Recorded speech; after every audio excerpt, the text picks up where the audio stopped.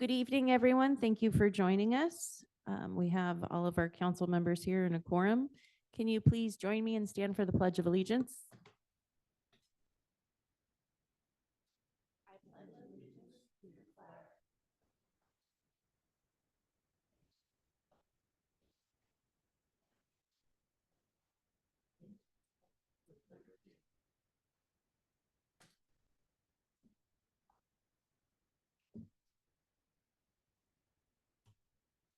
I'm going to open the public forum. At this time, the public is permitted to address the City Council on items not appearing on the agenda.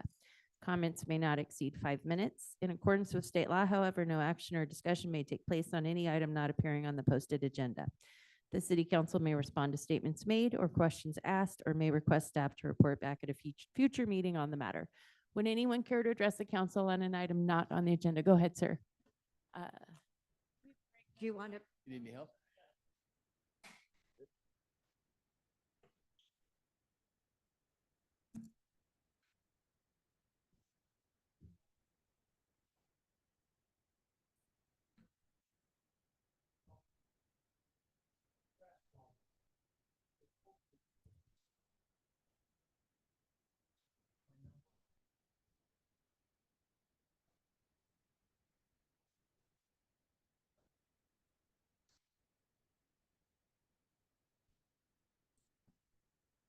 That's a weed abatement issue.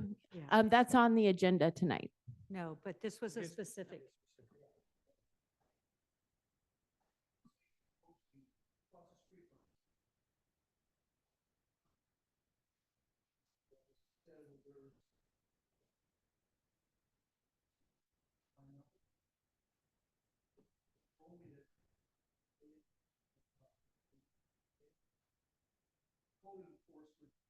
Yeah. Right. That's actually what's on the agenda tonight, is to put some teeth into our weed abatement notices so we can do something about it.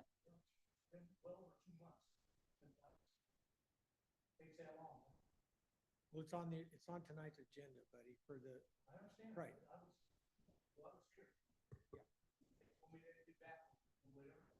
Well, someone should have. Yeah.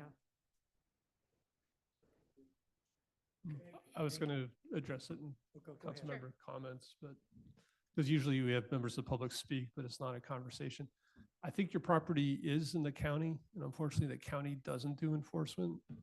So I understand your frustration with the runaround.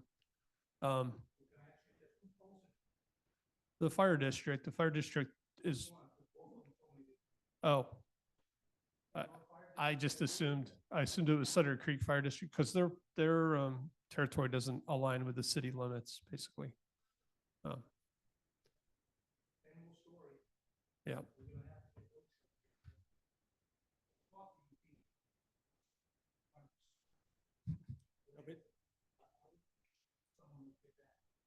Yeah.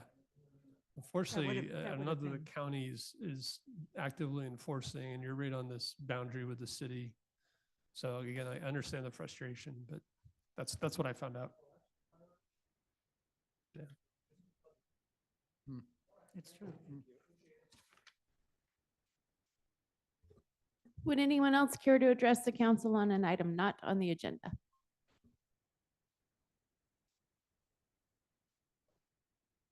This is honored. Hello. Okay. Byron Damiani. Was just looking at the minutes and a couple of things that were on the council meeting with the pre-screening for Gold Rush at the last meeting, and wanted to point out just a couple of questions I think that the council is going to have to address at some point. I was struck by the fact that they're looking at 900 houses eventually. I realize that's not all in the first phase, but that's a pretty big build out, and it does greatly exceed our current housing needs. So I think that council needs to be able to explain to the citizens what the benefits are of having a project like that, why that's really in the city's best interest to build that many homes, because it's going to have a very significant impact on current city population. The other thing was a number of people had mentioned various projects that had failed to complete their final phases, failed to complete other infrastructure that was going to happen with later phases. And this project looks like they want to build 150 homes, and after that's done, then start contributing to expanding wastewater facilities for the city. And to me, that seems to be backwards. I think you need to get as much infrastructure funding up front as you possibly can. They want to build a park. You should be putting park fees in escrow at the beginning of this process. If they don't complete it, you can refund them. But if for some reason the project goes belly up, after building all of the houses, now you have the money in escrow to complete the park if the builder isn't able to do that. And you need to take the same approach, I think, with looking at sewer and water. I mean, the nightmare would be they use 150 hookups, they go walk away after they've built 150 homes, and now there's no sewer capacity and no way to generate any more sewer capacity other than to come back to the ratepayers and say, we're going to raise your rates again.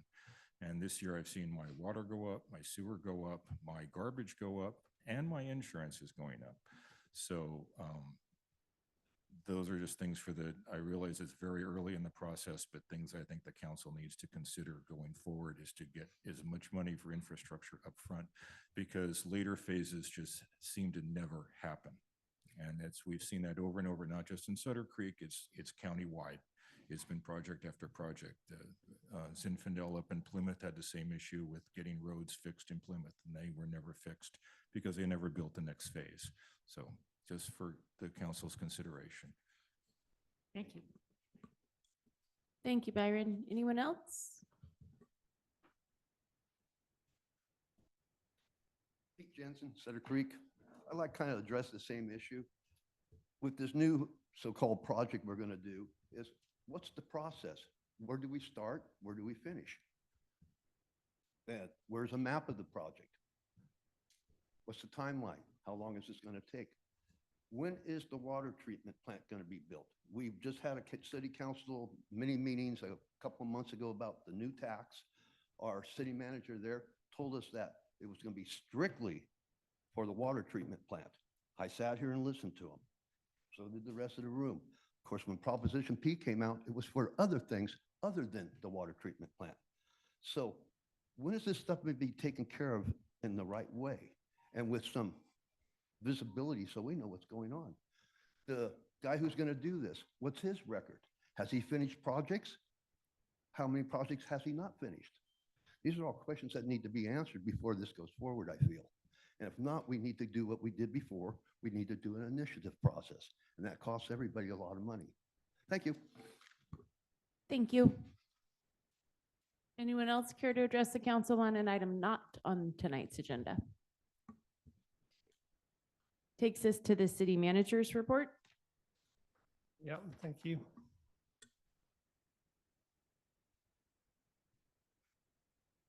So just to, again, use a second to maybe address some of the public comments. So again, I know the gentleman left, but again, we're kind of in a weird situation where it's in the county. County doesn't really do weed enforcement. And, you know, he said it's an issue. And, you know, we're going to be talking tonight about weed and nuisance abatement within the city limits. But when it goes outside the city, you know, it's not really our authority. And to the gentleman that spoke about the Gold Rush project, again, it was a preview. It means the project is not yet complete. I mean, the project application. Project application is not complete. Thank you, Jim. But, you know, being complete means there's a map and all this information, and that will all be made public.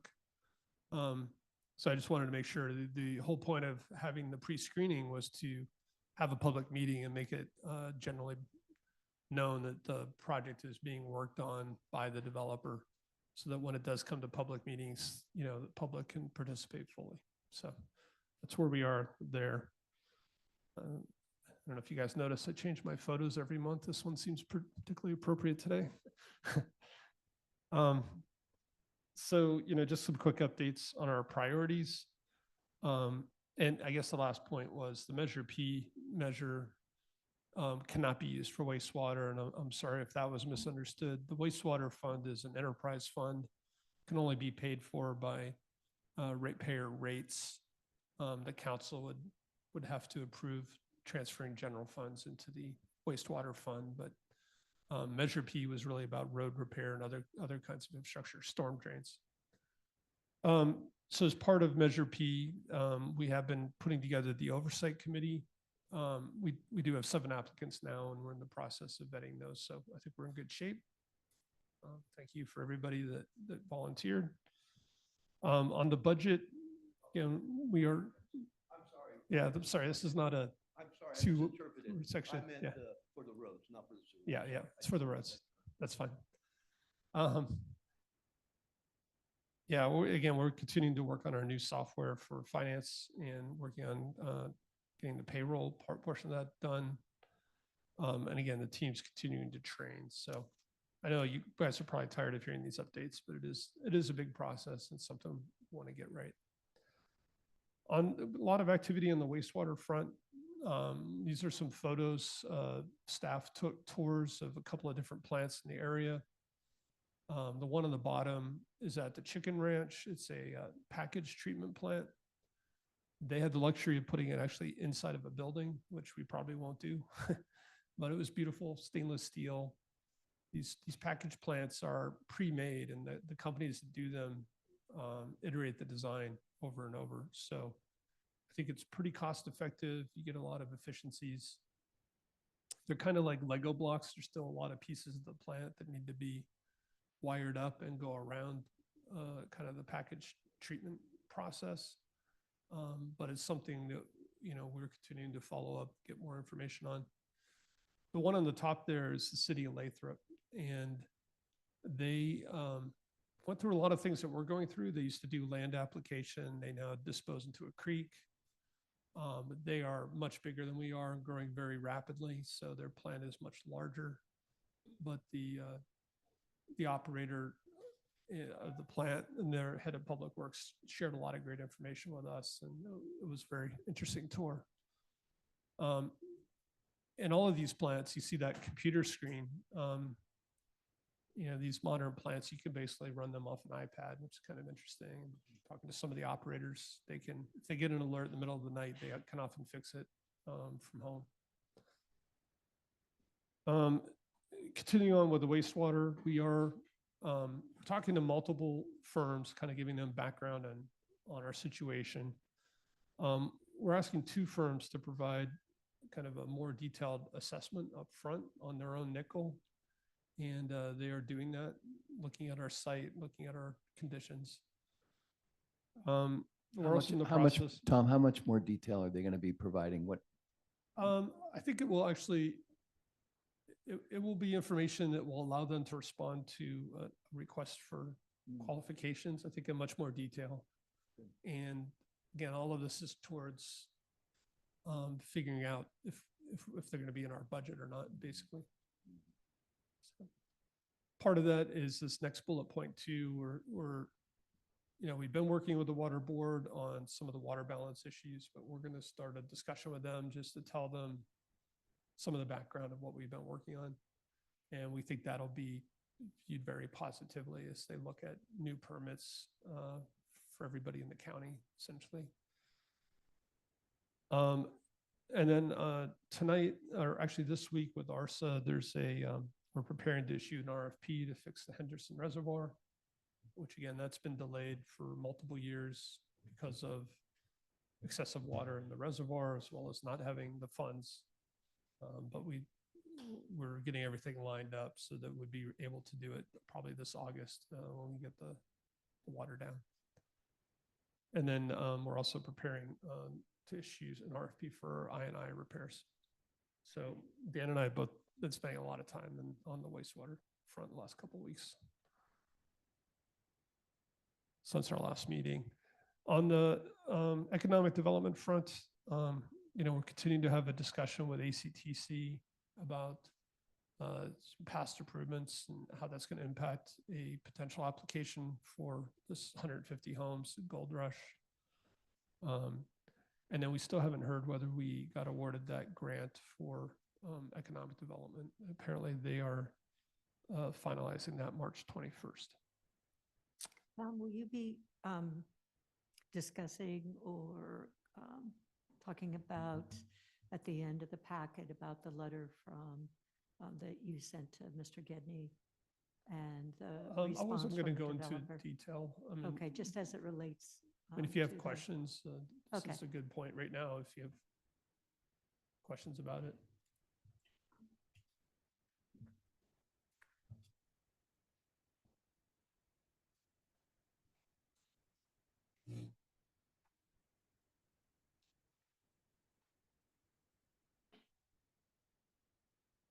I did, I didn't Yeah. write it down. I can just tell you Oh. that, again, we're trying to Oh. recreate history here. It looks like starting in like 2007, 2008, work started on Bowers Avenue Prospect Drive realignment with some planning and studies. There was property that needed to be acquired. And then the city had a Caltrans grant and they went to ACTC. ACTC was paying impact fees to the city for the planning. The construction started. There was a lot of environmental work that was done. Construction started like 2010. I think it was completed in 2013.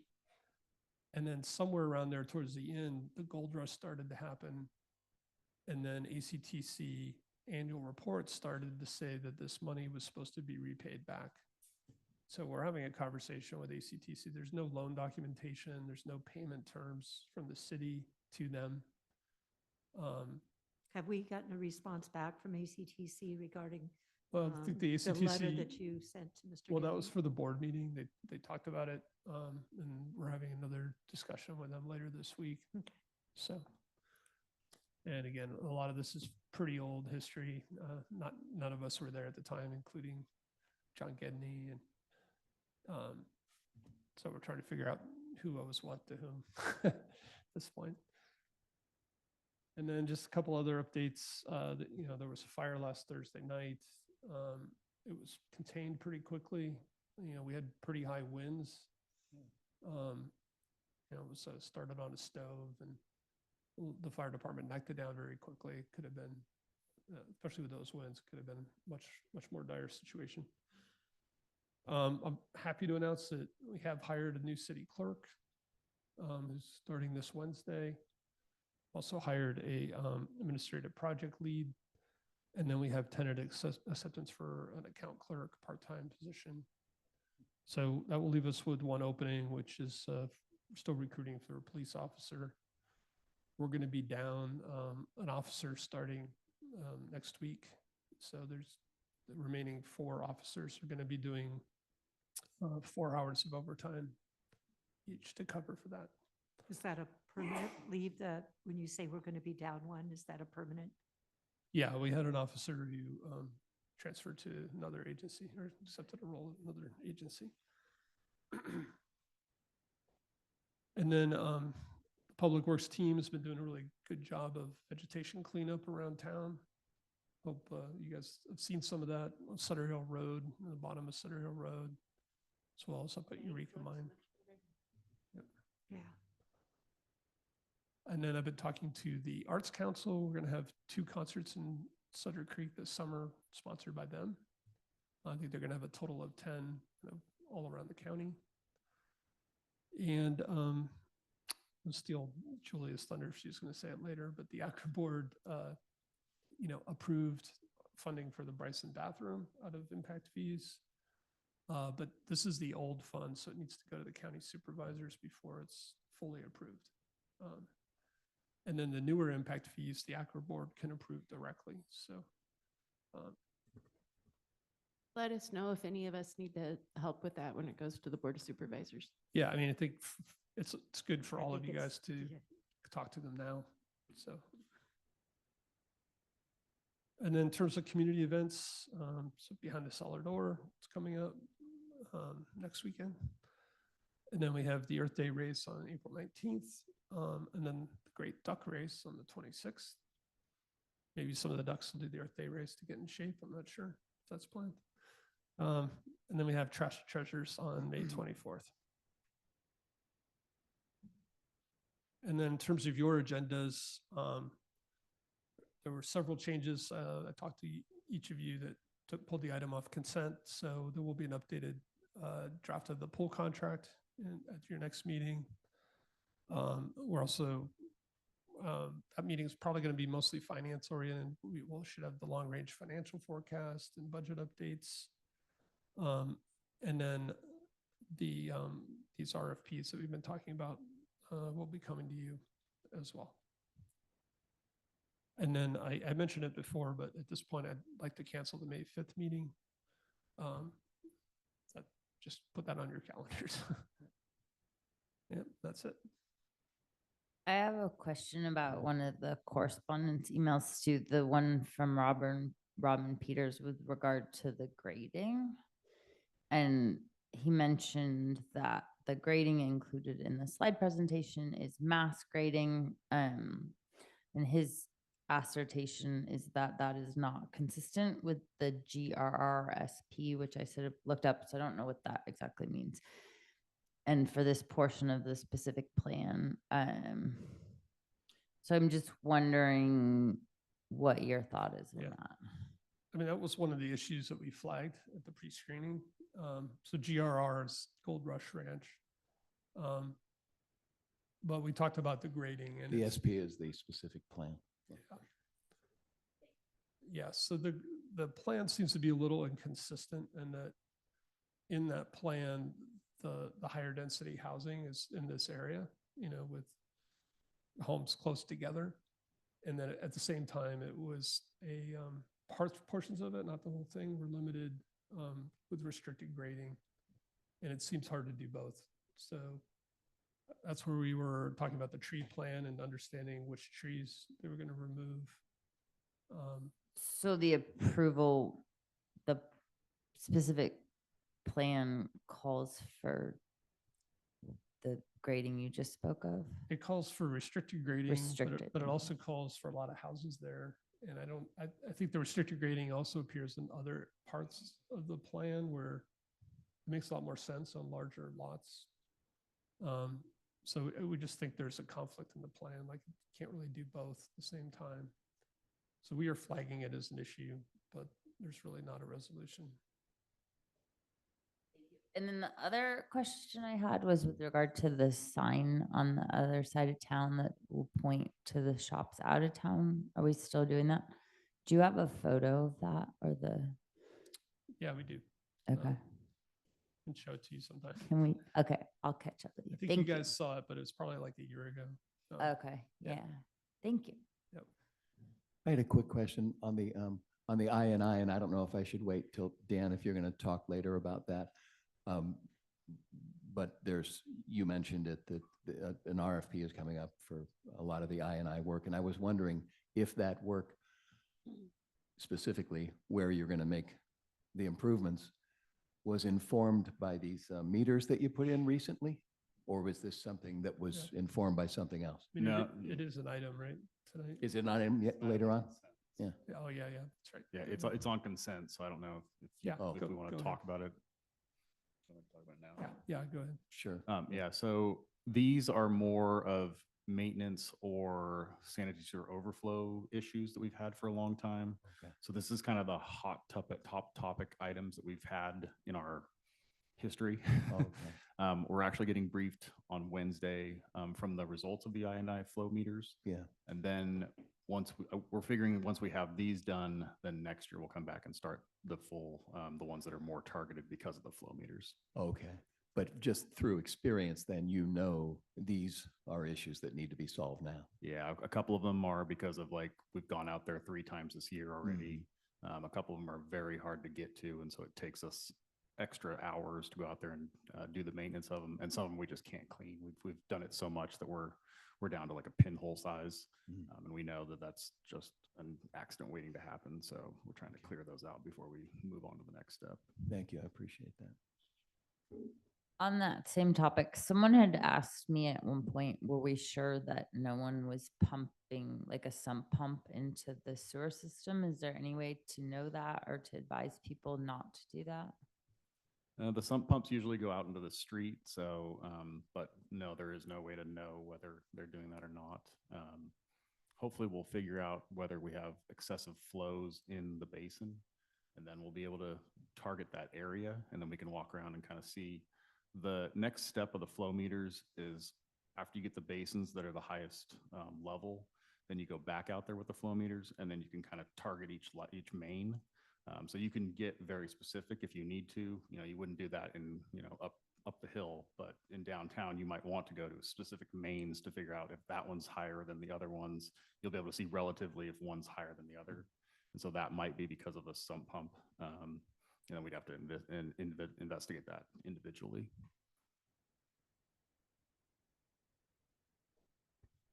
Any other questions for Tom? Okay. Takes us to the approval of the minutes from March 3rd. Oh, I have one slight correction I'd like. Go for it. It's on page 10 of the agenda. It's the third paragraph down. It says Al Beers. That's Yeah, Beers, I've- Bierce. You got that already? I've corrected that one. Thank you. Okay, thank you.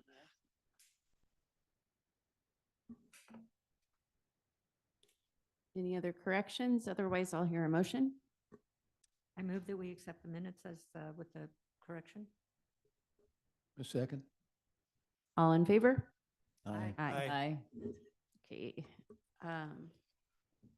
On consent, we have the I that came in another document to us.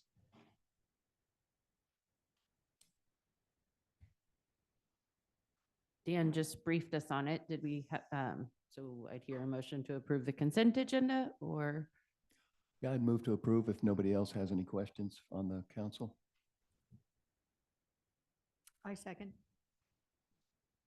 Any discussion? Are you looking it up? I know, I'm good. All in favor? Aye. Okay.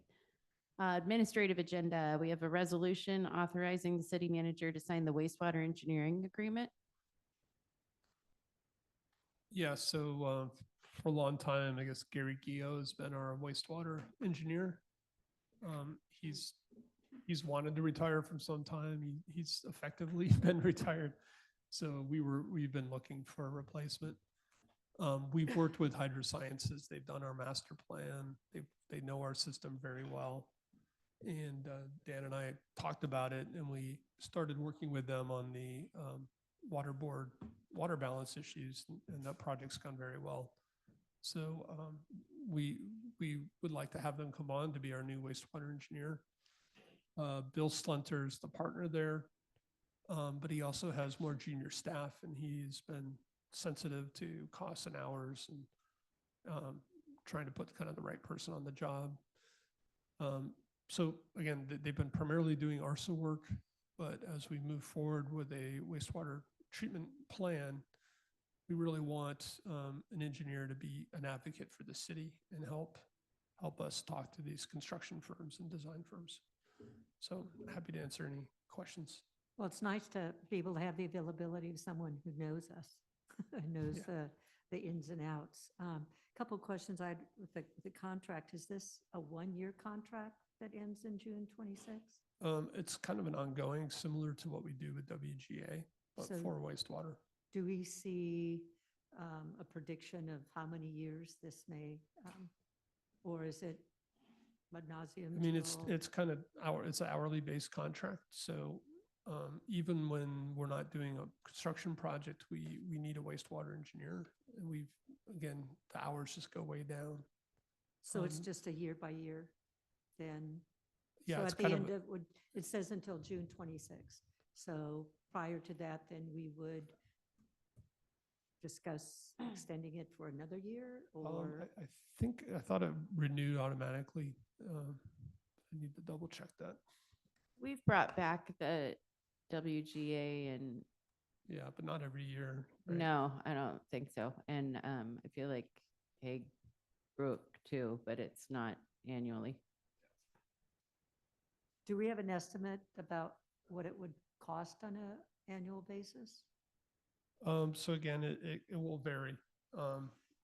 So every year we budget for professional services as part of the wastewater, section of the budget. And we will stay within that budget. And the emphasis of their work is 2 or 3 things within, or what is the? It's really I mean, I read complex, through- yeah. complex engineering involved with wastewater. So we have operators, we have other people we work with for kind of day-to-day issues. Grant Reynolds is still working with us. We also use this other firm, A-Quality. But when it comes to larger engineering like this Henderson Dam repair, Yeah. that's where we would use Hydrosciences. Okay, then my last question is, with the forecast of taking on extra engineers, would they be working alongside of our current public works people that are already there? Or how will that, Yeah. how Do will do you want that, to talk about how how you will work that with Gary? merge the So, personnel? so they're more of our expert in like wastewater treatment design. And so they would be our advocate when we're designing the plant. So we would use them a lot more for like heavy engineering is what I would call it. More planning, review, more engineering specs, that kind of stuff. We don't do that every day-to-day stuff. So Okay. that's more of what, and we had actually talked to Grant about this, and he just doesn't have the bandwidth to help us out. So he would normally be the one that would help us out with some of this stuff, but he's just too swamped, and so he couldn't do it. So and the Bill- engineers that are coming on are not going to be replacing any of our public works staff No, that are currently. Well, they're going to help us with our big projects. So Okay. They're gonna be like our- replacing Gary Gio, Okay, Yeah. who's been on our staff as a contractor. okay. I just wanted. And yeah, I mean, we did talk to Grant about bringing them on. He supports it. He's not, he said himself, he's not qualified to design a wastewater plant. And wasn't, didn't Bill Slenter do the water balance analysis? Individual. Yeah. Yeah, he worked on the individual one. And Which in the future will be a great asset because of his knowledge of what the system is now and how it operates. Exactly.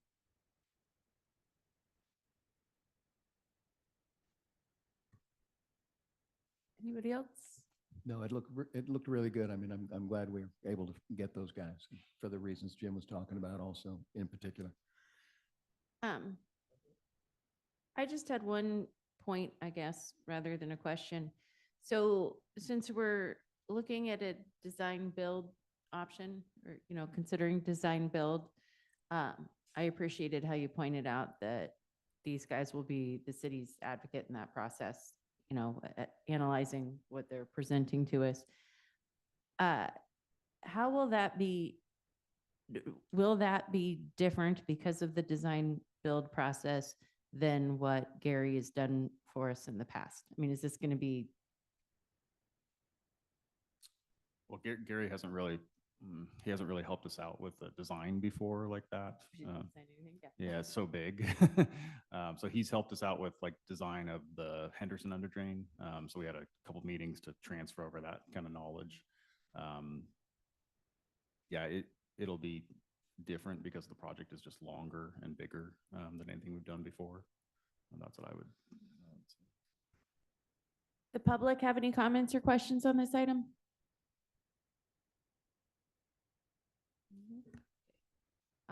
We would need a motion to approve the agreement. I move that we agree to, with the wastewater engineering agreement as presented. Is there a second? Second. All in favor? Aye. Aye. Hey, item B, the mini Provis Park improvements. Dan? So this is a project that we've been thinking about for a while. We talked about it, I think, last year at the priorities meeting, trying to make mini Provis Park a little bit easier to navigate and just change how the entrance kind of looks.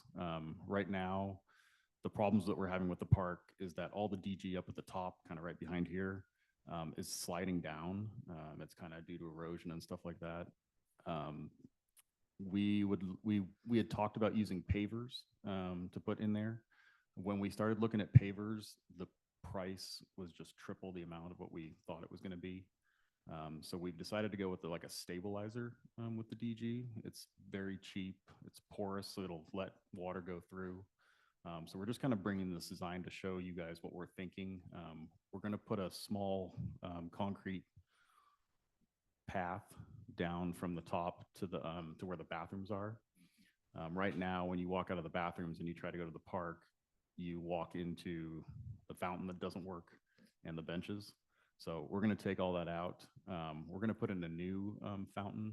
The new fountain's going to have a bottle filling station, a dog bowl at the bottom, and it's just going to make an easier path of travel when you walk to the park. We'll end up adding a little bit of grass area to it too. And this DG that we'll bring in, this decomposed granite we'll bring in, will have this stabilizer in it. So we're assuming that we know that this will stop the DG from sliding down the hill. We're also going to do this at the bottom of the park as going into the creek kind of area. Yeah, I'm scrolling to your photos. Oh, thank you. Yeah, so there's a little mock-up of what we think it's going to look like at the end of the when it's all done. Very crude. Don't judge my art skills. So will the decomposed granite, the DG, will that extend behind the bathrooms then on down the to way where down. that picnic area Yeah, is? down to that bottom area. Right down there. Yes, it will. Dan, I thought it was interesting. I was talking to Tom about some of the potential financing we might be able to get for this, some of the funding. I wondered if you might say a few words about that. Yeah, so we got the Amador County Foundation has a $10,000 grant that we can apply for to help improve, I think it's mobility of adults and children outside. And so we will apply for this and hopefully get that for it. It's only open to nonprofits and cities, that kind of area. So we're pretty confident that we'll get some money for that, which will be nice because then it'll just offset some of the budget that we've already allocated. Doesn't the Rancheria have a parks grant that's one of their community cycle grants? I believe they do. Maybe, yeah, I'm not sure about that.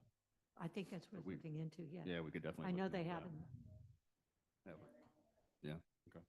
And Tom, was there another one that So I'm again, recollecting or? we're talking about potentially a larger,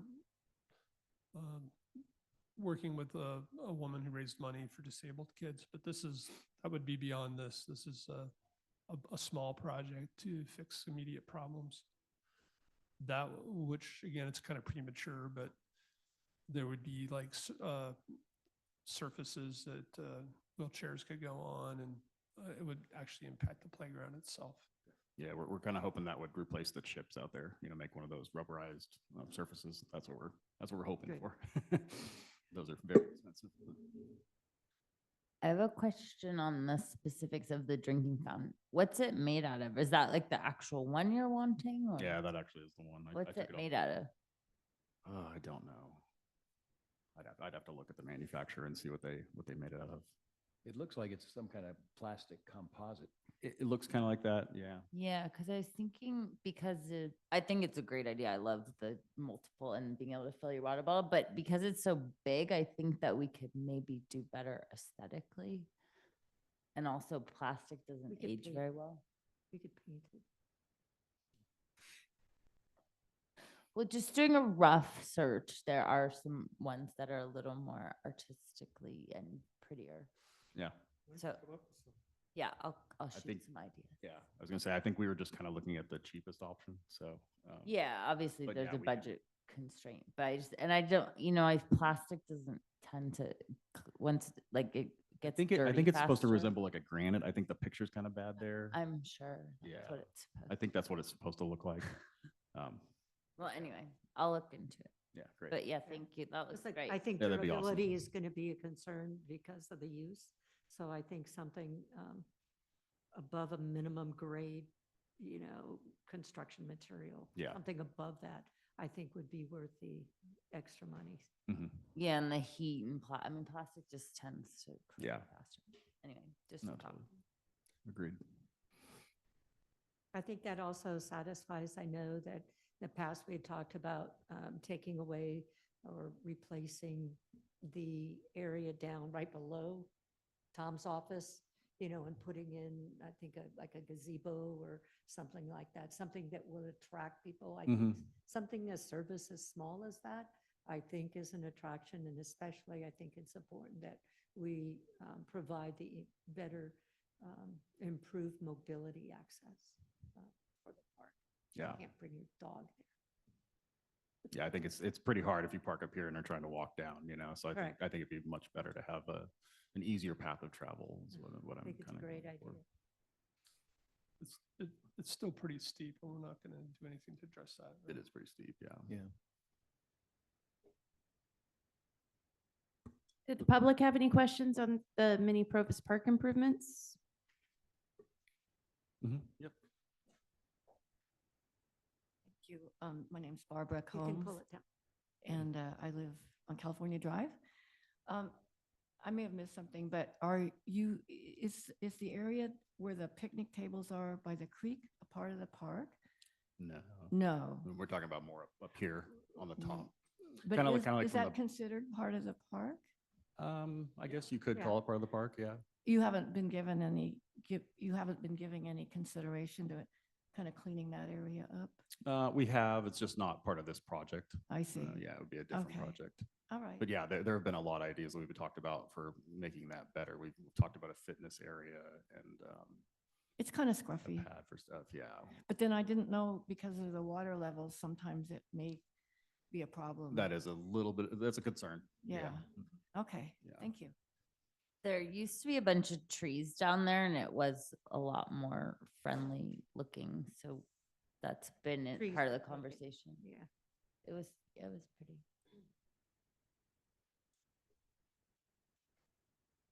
We would need a motion to approve the design, but this isn't, what are we approving? You want direction or? Yeah, it's really the design. You guys already approved the budget, and I asked Dan to bring this to you guys. I just didn't want it to appear without you guys getting an idea what it was going to look like. So we would be acknowledging that it would be a concrete path to the bathroom, stabilize the slope down to the park, Mhm. and get rid of the broken water fountain and put in a new one. There is a plaque by that water fountain. I think we're going to keep the plaque. I don't know if you guys know the history of how that fountain was created, but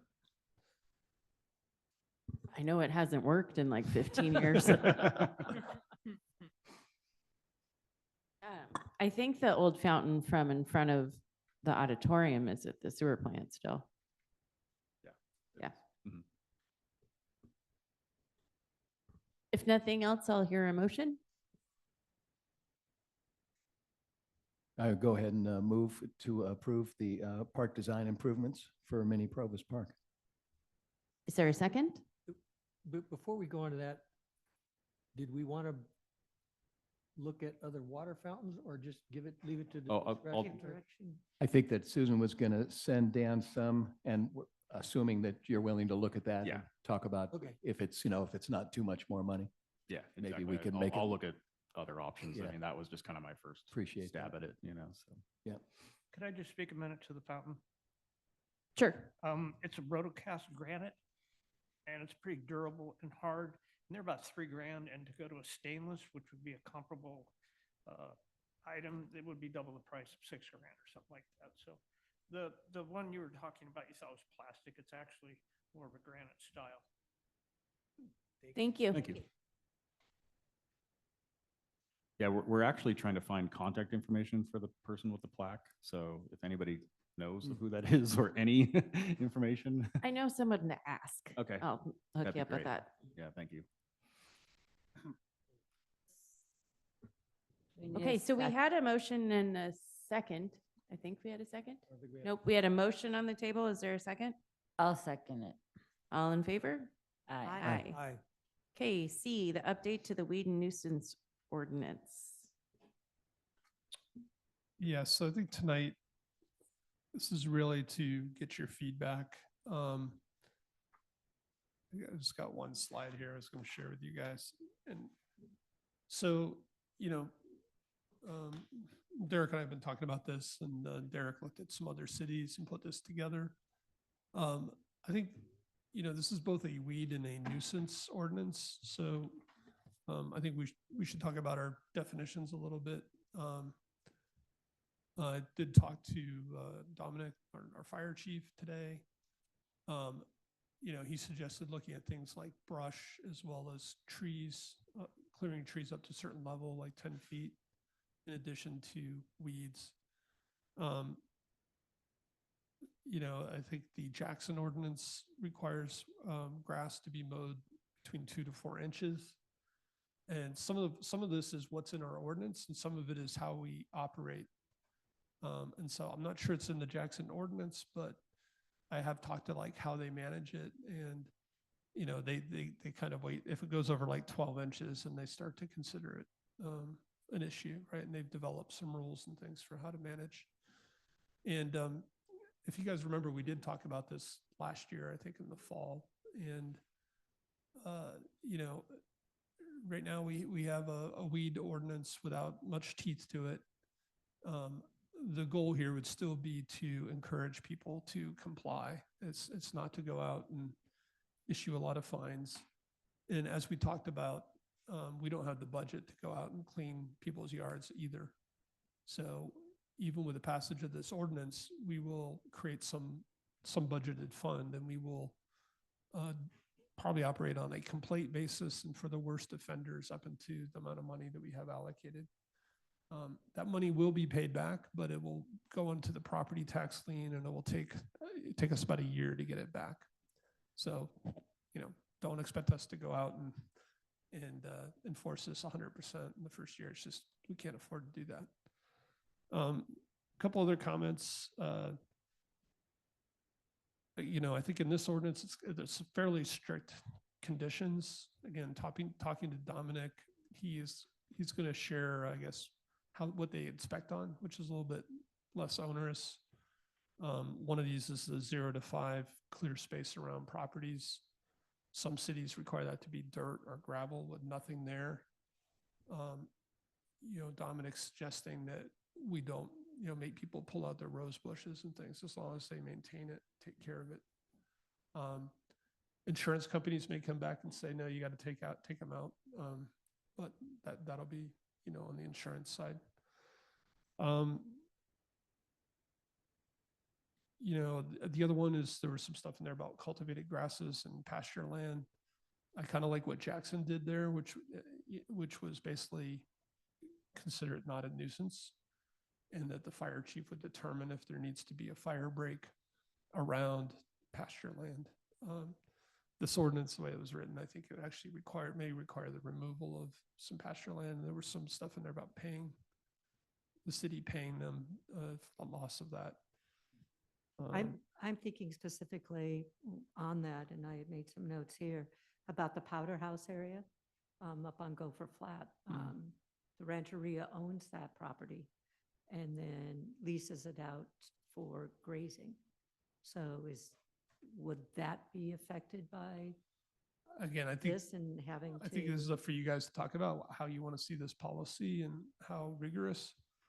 But I think what the fire district inspects for is that there's a fire break strip around the border of the property, and we'd probably suggest that.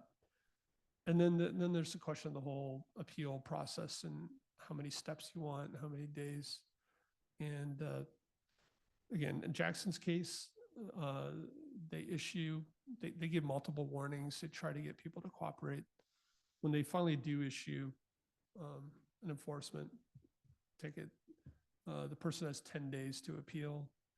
If they don't contact the city within 10 days, then it's enforceable and they move forward. If they do, they have a hearing. They don't really have an appeal process. Their ordinance says you can go to civil court if you don't agree with the hearing. We suggested kind of more of an internal city process with an appeal. But again, you got to think about what the overhead is and how many days it take before a problem could be fixed. But again, I think it's something for you guys to talk about. I don't know, Derek, if you wanted to add anything. Sure, I'm happy to take comments. So there's different versions. I understand there's, the Jackson ordinance looks good. This is actually patterned off of the Angels Camp ordinance, which I was the Angels Camp city attorney for about 5 years, several years ago, and worked with the fire department there to do essentially what we're trying to do here. So you go with what you know, but this is not the only template I can bring back. If you like other versions, or we can splice together, I think we wanted to get something in front of you to workshop and get your input, but I'm happy to mark this up or bring you something different, whatever you need. I would definitely like to see more than one template if possible. Yeah, and I would too.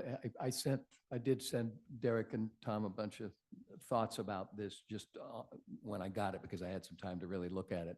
And I don't know what's right or wrong or anything. I liked the idea that finally, having a $500 penalty. I mean, there's the teeth that you're looking for. I appreciated that. I appreciate the idea of streamlining the process so we don't have to go through multiple iterations to get this thing done.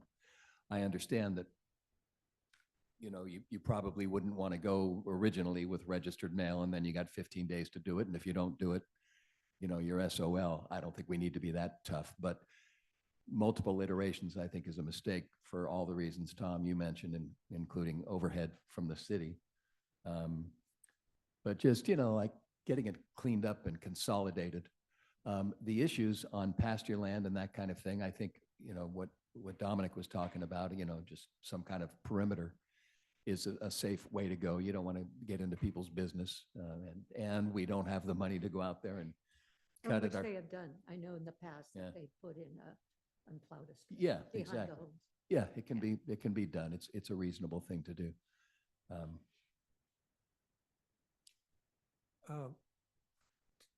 We cut a fire break on property that we own, and it takes some of the, obviously, the fire break is no longer grazable, but we don't expect compensation for it. I wouldn't want to even consider that, to be honest. Right.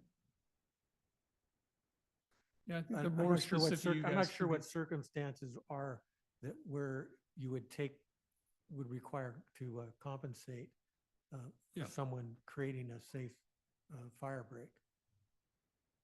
Just my personal. Yeah, no, this is good. I think the more specific you can be, the Right. better the feedback for us. um, I would say Jackson's administrative penalty is $100.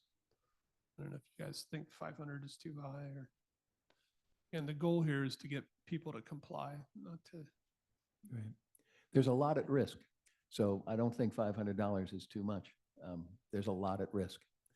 And at that point, before the $500, it's been posted by the fire department a couple times before they get the registered mail, right? Yep. And then there's a appeal possibility. I think it's perfectly fair. I wouldn't want to add too many more steps, And- especially because, we're not going to, only some of them will be enforced upon each season. And instead of just going on a complaint basis, I think we should also consider danger to the community. Yeah, and with the 100, I mean, it costs more to weed whack your property than $100. So I think 500 makes sense. So to be clear, just so there's no surprises, we would have the ability to issue an administrative fine. If the person still doesn't comply, we would hire a private firm to go in and clean up the property. And that plus an administrative overhead fee would be added to the property roll. And Jackson had a hard time finding private companies, and the ones they found were expensive. So people were upset. But now once the city started enforcing it, they've got much better compliance. And Ione went through the same thing about 10 years ago. They've been doing it for a lot longer. But it's not just the fine. It would could cost quite a bit depending how big the property was. I think people will be responsive, once they see the fine is hail. It, Ironically, at the last Board of Supervisors meeting, they also have a system within the county. And there were only 3 properties that hadn't complied with all the steps that were going to be turned over to the tax and, leaned against the property tax on the bill. So 3 out of the whole county for this last year. I think people are responsive if they know, oh, I better take care of this. So I don't believe $500 is too much. My only concern is you're going to be the enforcement officer Well, on this. me Is or that by title me- only? somebody or I appoint, either, yeah. That you could appoint? Right. Yeah. I just didn't want, with everything else that we're in the middle of, it just didn't seem right that you would be the bottom. I don't want to make an assumption, but before it came to the point that we did the work and we're billing them, I am making an assumption. If we hear back from the folks and they're making an effort, and something's happening and there's progress made, that those probably wouldn't be the properties that we'd go in and clean and place the lien. It would be more property owners that we're getting no response from, probably out of town property owners that. Yeah, I think that's right, but I think there will be a timeline so that you can't just string the city along. Yeah, and because it's a fire danger issue and not just like, hey, we want you to do this, Yeah. the timing would, so I think, I think right now is perfect timing. Mhm. yeah, and it should be specific, like this is the day that it needs to be done by and by so many days and whatnot. You need a date specific deadline, otherwise it's not going to happen. Correct. And Tom, you mentioned the fire chief earlier in the fire district. Was that his first comments on this? that we Yeah, received? so we're actually gonna be talking I some think we need, more. I think that they need more involvement Yeah.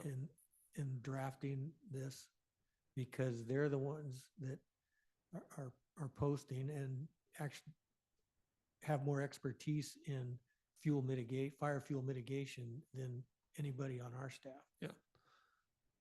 Yeah, they are posting. I think again, they are not being as strict as many cities are in terms of actual weed mitigation. And they lack the enforcement mechanism that we need to provide.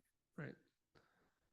And again, I think we talked about this last year. If somebody needs help, I think Dominic and I are both, willing to try to help find resources. If somebody, just physically unable to take care of their property, that's not who we're trying to go after. I think a lot of these are absentee owners. And again, part of the process, I think we look up the address in our real estate system, and we're going to send it to there. That's the address on record. And if people don't respond, that's all we can do, really. So in that vein, Derek, if you send a letter and you have no proof of service, is there any legal issues about proceeding with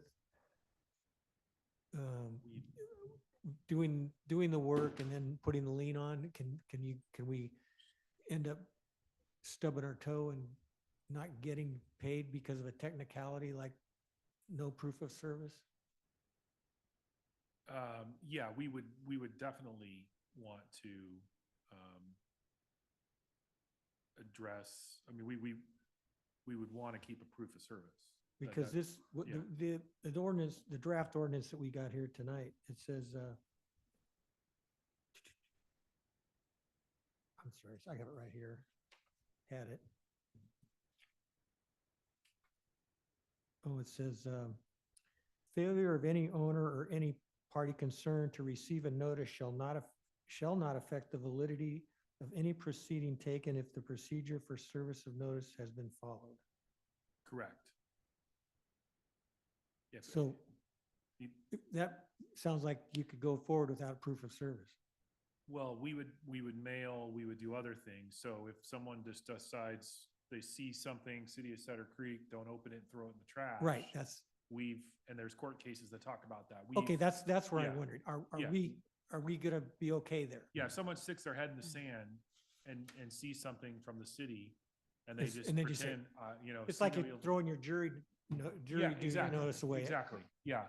I never yes. got it and say I Yeah, never got it. You You can't, yeah, can't you do that. can't say Okay. that. That's, but we have to follow the process. Okay.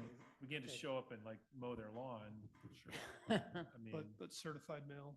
yeah, is- we'd usually do a certified mail. But We'd not, say not that- at the first, right?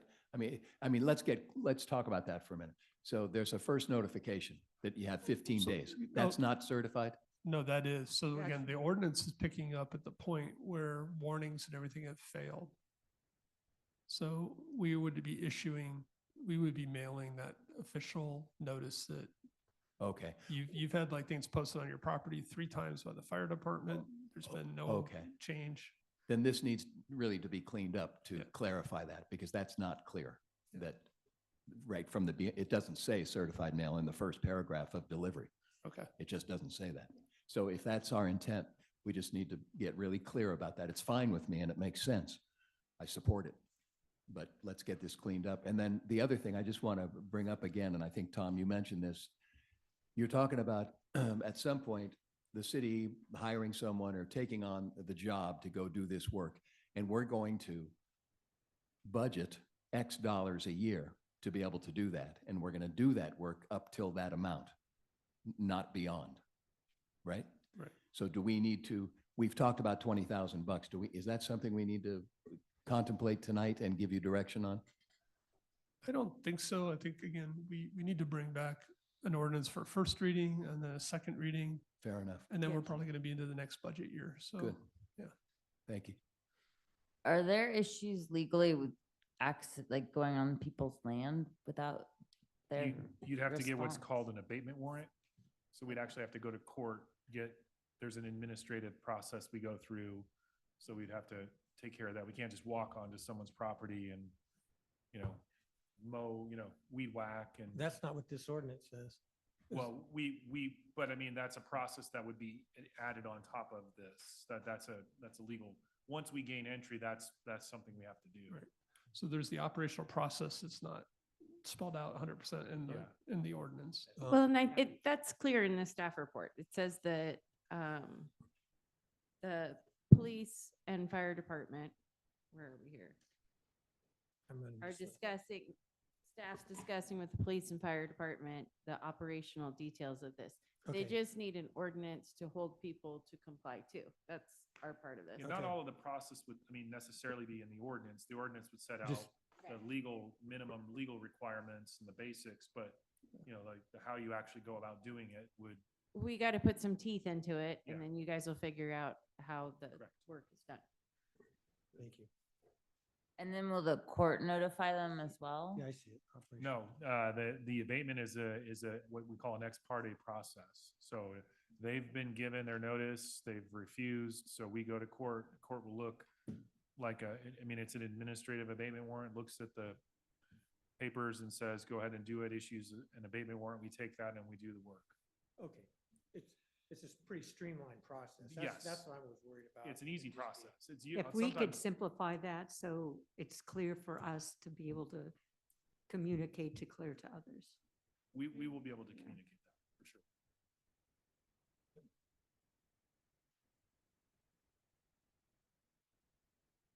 Do you have enough feedback I tonight we need- to I get think you have started? members of Take- the public. take Sure, comments. yeah. right. Yeah. Council, are you good for now? Yep. Go ahead, Charles. Thank you. I think it's important that you put in place what you've discussed tonight.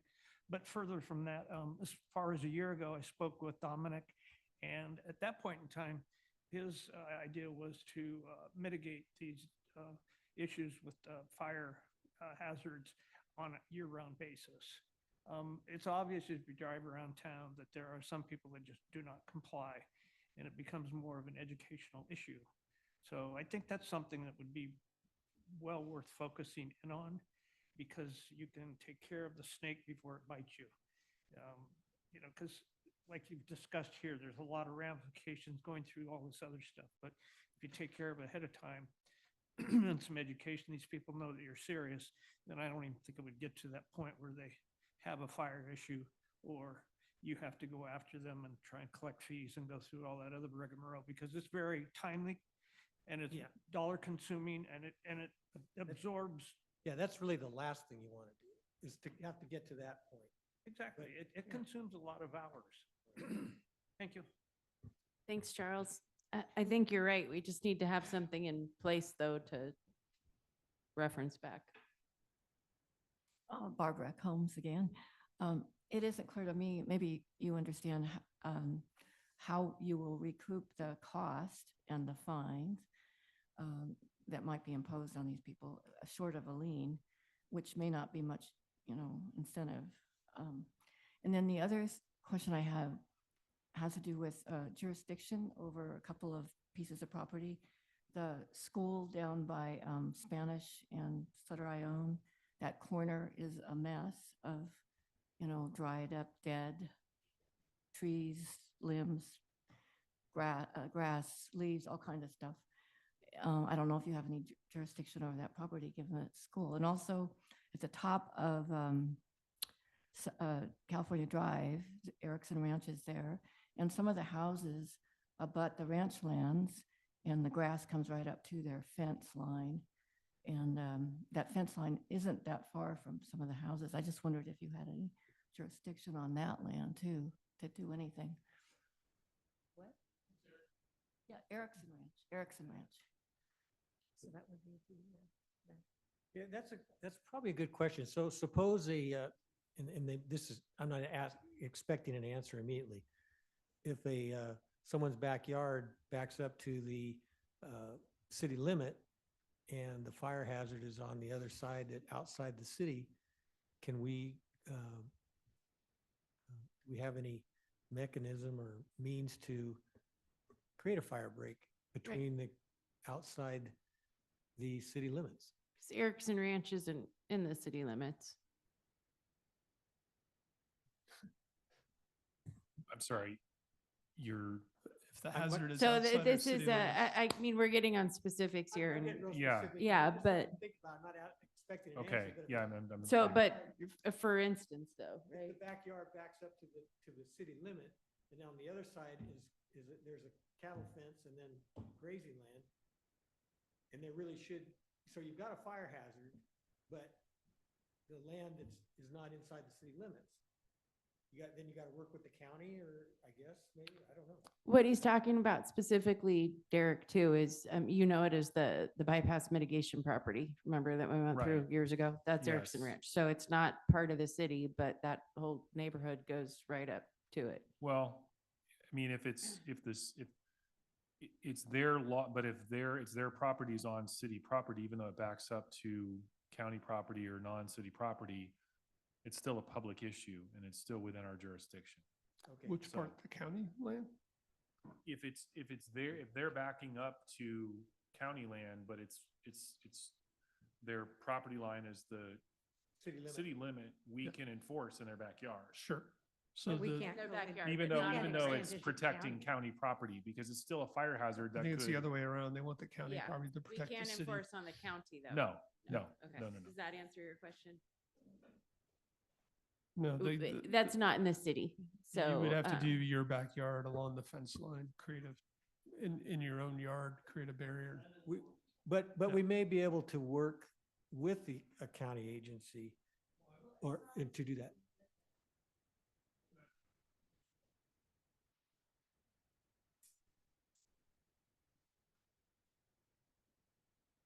Brian Combs, California Drive up on the Erickson Ranch area.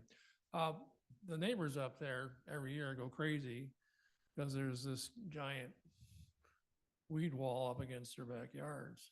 I think they've been trying to work with the Land Conservancy to get a fire break there, and I think they're dragging their feet. The Conservancy on allowing that to happen. I think they've said, well, we can put some cows up there, but the cows don't create a fire break. They could probably drop more combustible stuff than they eat up, but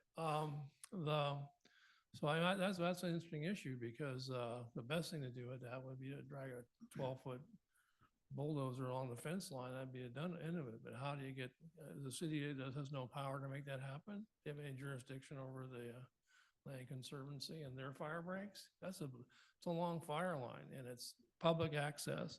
People walk up there and do what people do, you know. That's why I said I think that would be a situation that would require cooperation between, on their part. If we don't Well, have, if you're if gonna we don't have- have if you're means to gonna- if you're gonna enforce it, ask- you can only work, do what you can with your jurisdiction and what powers you have. in Okay, it. so I hear you saying there's not much, because if you ask the neighbors up there to dig 12 feet out of their backyard line, I don't think that's gonna happen either, so. No. It's uh, something we should probably go to the county with because that is a huge exposure up It there. is. I mean, the fire department does that practice burn up there on the west side of California Drive, and that reduces the risk there a lot, not but the they worst. don't do anything. But not up deeper. North of the fence line, they don't do anything. Just, I mean, it's just, there's probably other spots in the city too, but. And a school district, as you have jurisdiction over a school district? Is that Sutter I own corridor and around Spanish Drive down to the end of the parking lot? That's just a huge, Well, if we fuel load. we have jurisdiction if the school's in the city limits, so we can Okay, because I apply mean, those. the fuel load along that line is huge and they don't do anything about it. Just let it sit. Okay, that's my comments. Thank you. Your other question about how do we recoup fees, it does go on the property tax roll. And so it would be collected within the property tax payments of the next year.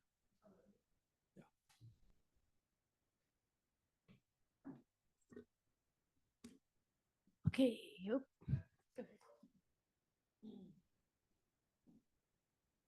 Craig Lambert, 40 Nickerson. So you guys are talking more about like wide open fields and meadows and, you know, big open areas with weeds? 'Cause, Not really. It could Because- be, it could just be Yeah. a 7,000-foot lot next to your house that needs to be, Right, just a have the big weeds empty removed. lot. anything less, Overgrown. in this ordinance, this particular ordinance, and currently, anything less than an acre requires it to be, all of it removed, not just the perimeter, but the whole property. So we're not talking residential No. areas? Because when they were defining weeds, I mean, I saw shrubs, trees, you even mentioned rose bushes. Yeah, we are talking about residential. We are talking about yards. Yeah.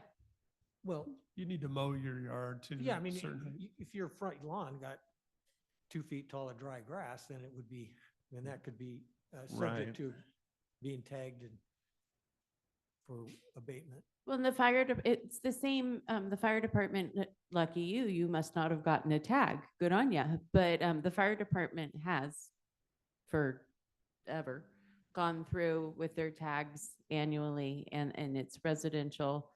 And then there are few larger pieces of property around town. Some of them have been tagged as well. So if there's something considered combustible that like you have a planting in front of your house or something, I mean, I've seen the insurance companies and what they send out, and it looks like a big flat square, and they want you to have your trees planted far apart. And like if you're planting your property, fine, but if you have a 100-year-old property that's a deep, narrow lot next to another deep, narrow lot like Nickerson, all the way up the street. Right. That's you what know- I was trying to say. I'm not necessarily saying we should do what the insurance companies are saying. Because you'd have to clear cut the whole street. Right. Right. But again, what the fire department has been issuing warnings are is kind of maintaining your yard, not allowing, fallen trees or 2 feet high grass.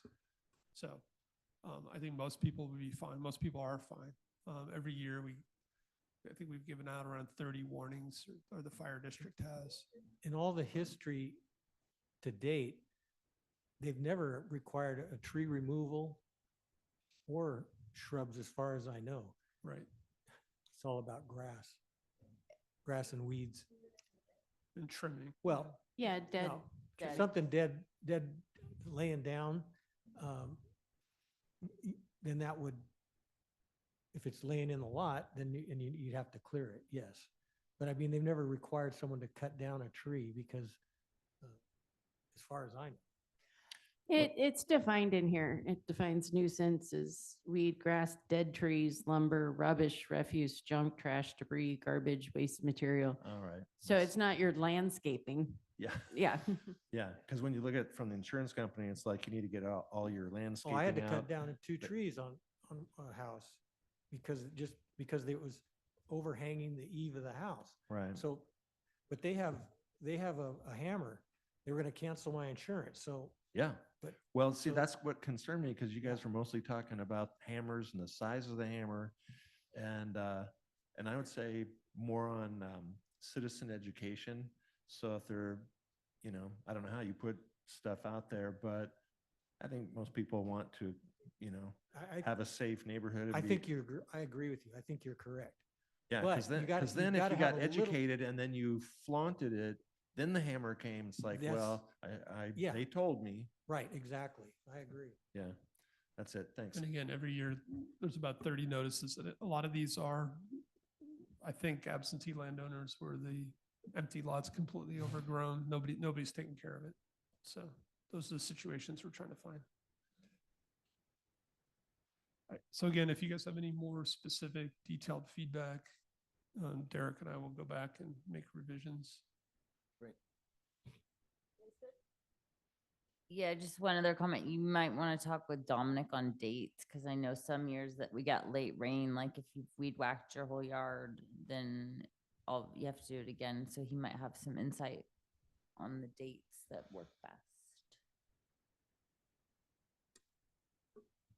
Okay, that takes us to the next item, conversation on empty storefront ordinance.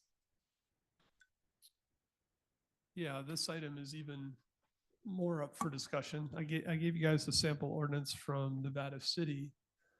But again, if you look at our downtown district and any retail district, empty places can be really hard on retail. You want to create a sense of place.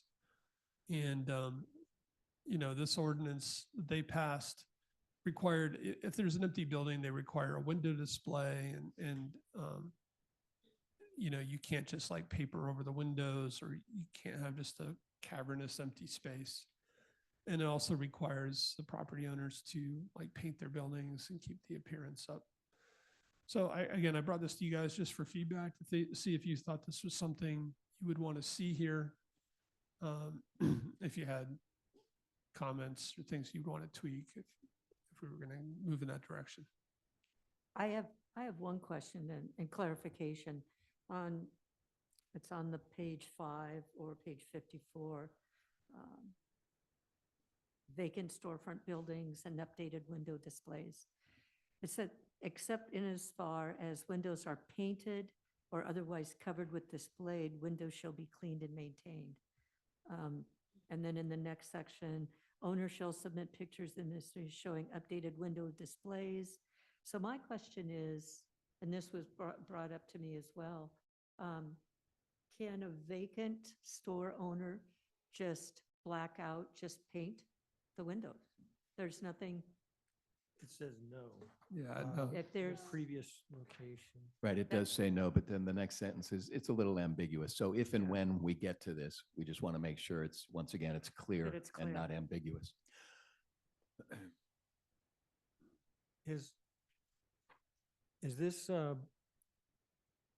topic been brought up at the business association meetings? I think it should. No, I think sure. it should be. yes. This is really the beginning, and if you guys say, no, let's not touch this, then it'll stop here. If you do think, I agree, it needs to be a lot of outreach. I had But again, this would be mostly the property owner, not the businesses, right? It would be an empty Right. building. Right. I had 4 people who are the people that get the emails and read the agendas reach out to me this week and say they thought this was a great idea. But I do think it needs to go, yeah, well, it's not the business association that has vacant storefronts. So, that might not be But it's their environment. No, but Yeah. I just think it's a courtesy that needs to be extended. Sure, yeah, I agree with you, Jim. I had a couple just high level things. I'm not, I think this is worth kicking around, but I think there's a lot to do from here on. Somewhere in here, page 4, for vacant storefront buildings, a picture of each, okay. Where they register the vacant building, sort of, for lack of a better word. Can we ask to be included in that any applicable listing where the building's for rent or for sale? I know sometimes it's very difficult to find out with some of our empty buildings, and we've made some effort to see if we can unvacate those.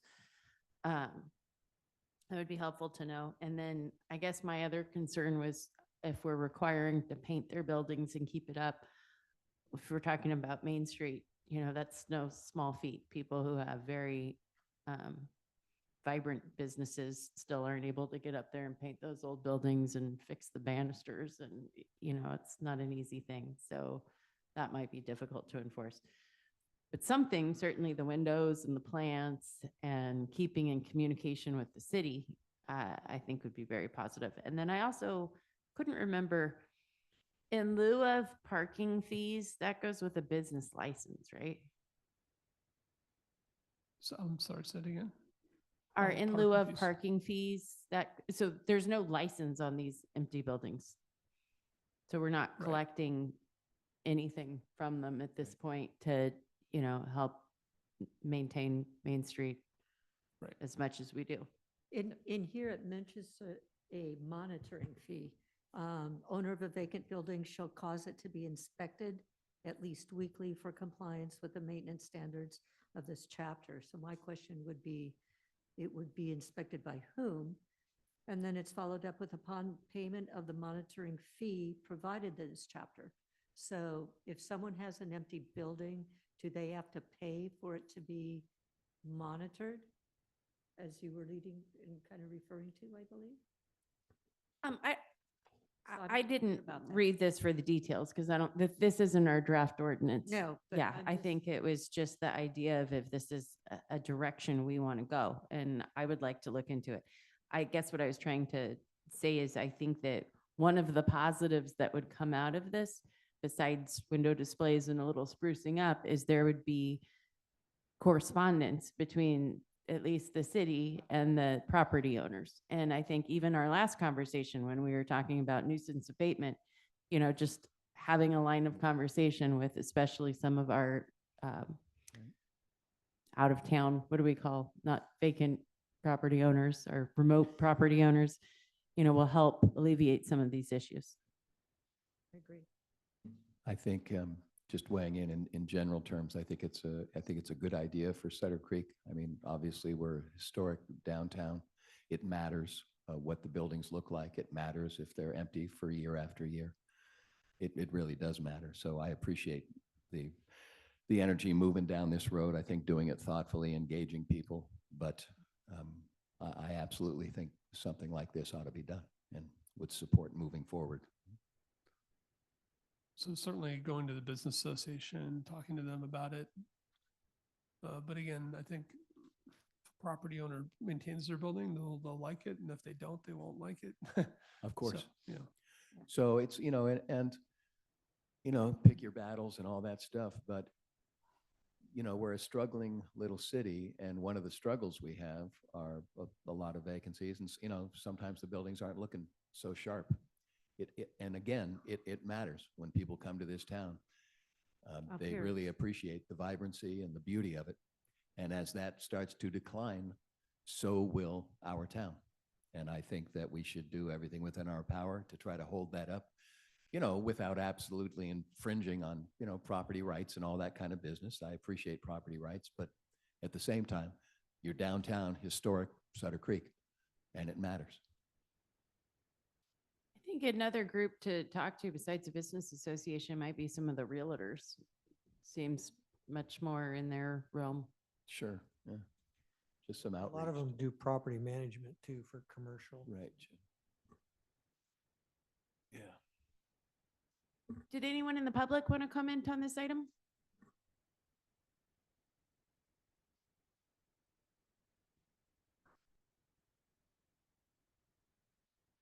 Craig Lambert, 40 Nickerson.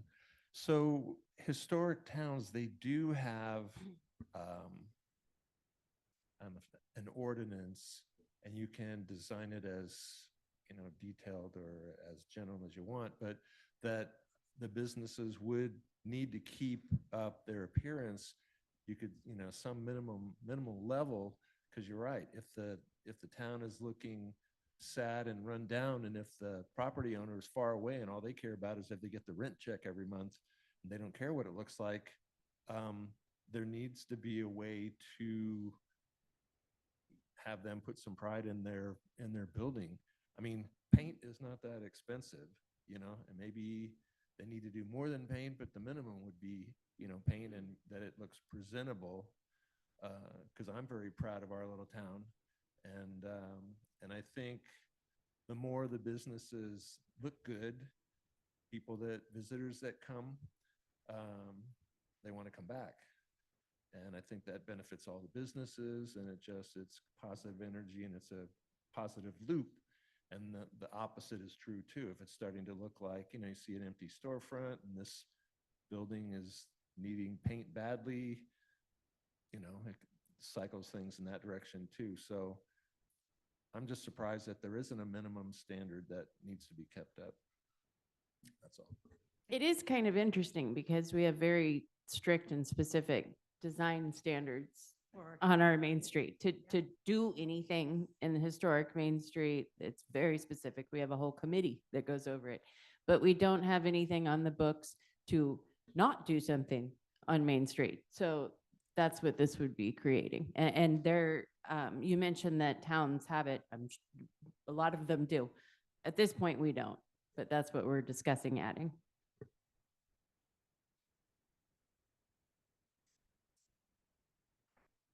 Just a quick thought, maybe you could play on that Jewel of the Mother Lode theme.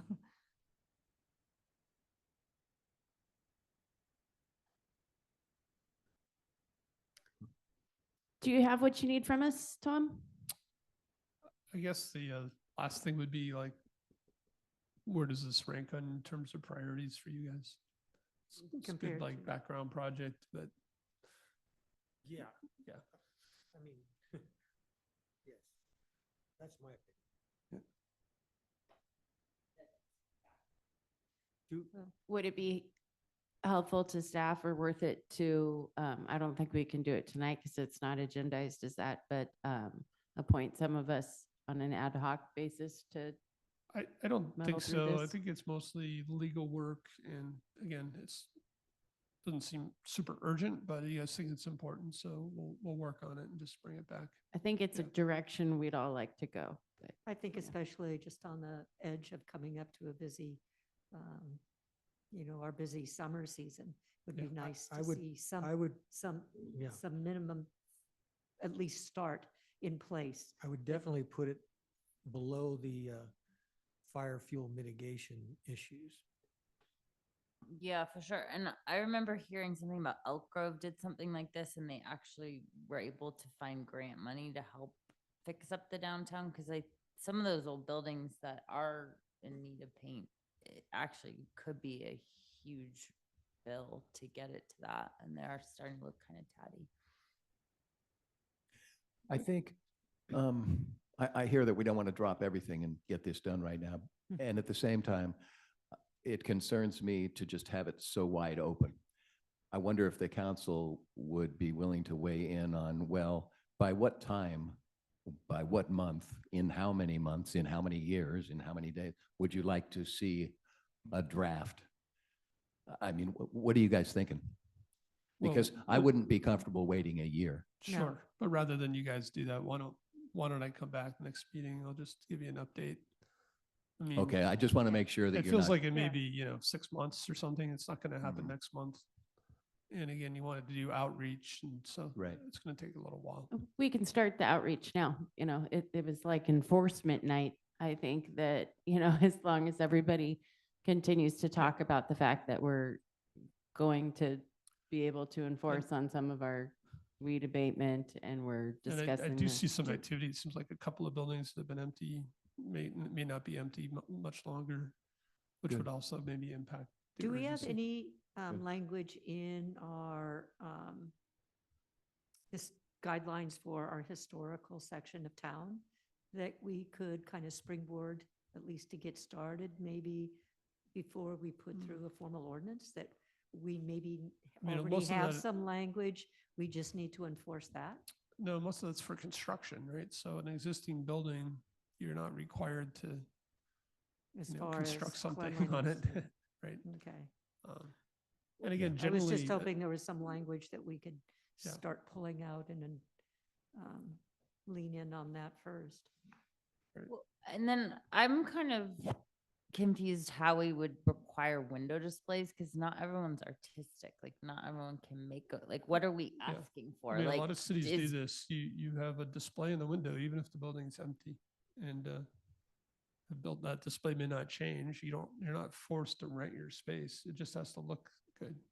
But what kind of display? Because it could backfire and then we have like this weird stuff. Yeah, well, yeah, it says, in particular here, a display may be presented in 2 or 3 dimensions and may include artwork, window panes, and other items that serve to screen a vacant building's interior from the view. I'm not sure how you accomplish that. Yeah, I think it Short could of- short really of a- be dicey. A picture in a window that blocks it, because you put a little display on inside there, you can still look right past the display and into the vacant You'd building. have to So I'm not curt- sure how that works. You'd but have to that's- curtain it off. You'd have to build well, okay, something. Yeah. all right. I see another member of the public. Call me public or staff or whatever you want to call me, it's fine. Anything that Just an makes you idea. I hear Susan's point about, some people might not lean into the artistic side as much as some others. We do have a design review board that, when activities happening downtown for paint or updates to a building, that goes to them for approval before it's done. I mean, that could be a function of them. If there's a vacant building and the property owner has to put up a display, they have to review the display and say if it's good or bad or if what they want look different. It's just an idea. Yeah, They that's- exist. I like They that. exist for that capacity now, in a certain way. I mean, you Or could even leverage to them. make it more fun, maybe we could get the arts council involved in the high school and then it could be a boon instead of just like, I just am thinking now of like Dave Pyre, like in his window display, I personally wouldn't want to see window displays having to go through design review. Yeah, Yeah, no. I think that would be an extra hoop. But maybe having some sort of process Yeah, to help yeah, people. just an along the idea. I way. mean, Process, yeah, or some help, but that would be a big barrier, I guess, for them to Well, go and then through. it could be like really get a course of like, whoa, so and so doesn't make good window displays. Or I think we're getting not the opposite of high detail here. Yeah. I think actually if the intent is to try to make these buildings not vacant, you wouldn't want to screen off. I mean, the inside of some of these buildings is super cool. And I think people seeing in the window the woodwork and the molding and the, yeah, it depends. some of what's inside them would actually, I'd rather see that if it's cleaned up than, a bunch of rubber plants. Charles?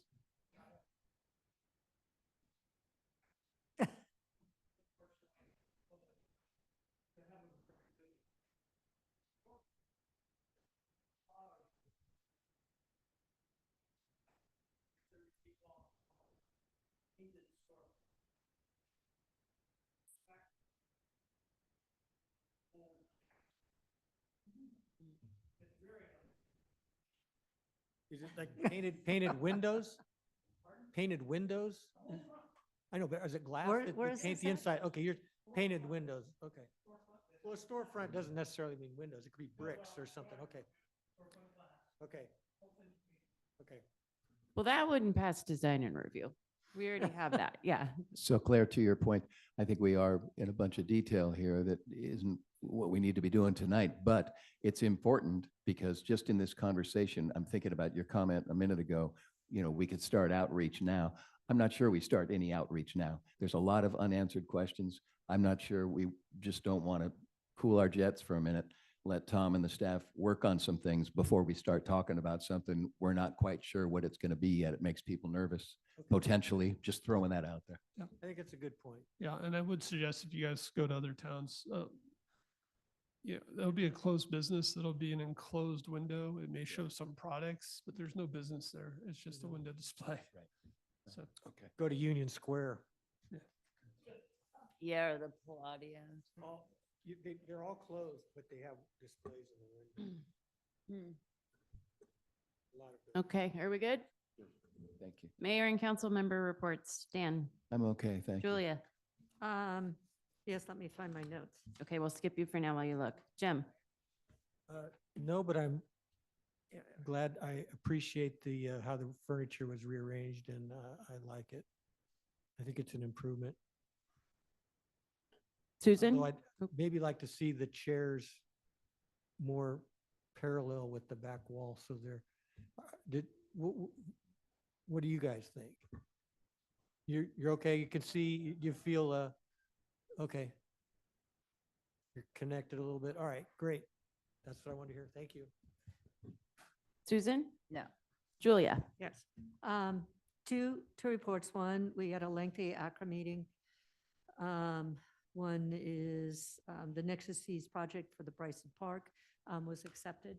So that will be moved forward using the old Nexus fees. That'll be forwarded to the Board of Supervisors. And they're talking about a proposed partnership with Calaveras County, who currently does not have a recreation agency. And there's a lot of questions about that. Probably the other major things for ACRA, they're proposing, or Mr. Rock is proposing, dropping the cap program after June 30th because it's losing significant more money than bringing in. So it's become a bit of a financial drain. We're still waiting for our audit report, and there's just the lingering concern that our budget and several categories have increased, and our budget is really tight. They're looking to develop the enrichment programs. Mr. Rock was here before. So the big thing was that our project for Bryson Park was accepted and will be moving forward. The other meeting is the Board of Supervisors meeting last week, and there was a lengthy discussion on short-term rentals in the county properties, not the city. So they're investigating, and discussion went on for over an hour and a half on the possibility of the county limiting short-term rentals for availability for sales. So it became availability versus affordability as far as real estate, and that was not, there was no resolution or conclusion. And then the big drop is the county right now is looking at a $3 million shortfall in their general fund budget. So they're not going to be able to, 3 million. Thank you. So they're looking to scrimp, save. They aren't talking cuts yet, but it's not pretty. So that's it. Does the county have, maybe someone can answer this, maybe not. Does the county have enterprise funds like we do? Would that be like the sheriff's department and it's just utility type things? Because the county doesn't do the water agency and the county doesn't do any sewer. They have all kinds of social services, though, that bring in federal and state. Those are money. enterprise So funds. well, I wouldn't describe as enterprise funds, but they're deep, they're restricted. But I mean, if they provide any like utilities, they would have those and they take in I don't think they revenue. do. Okay. Okay. So I'm just trying to figure out what is the $3 million a shortfall would and be a just a general piece fund. of their budget then, Yeah. or all I of their don't- That budget? would be their general fund. That would be their general fund. That'd be a structural budget or a structural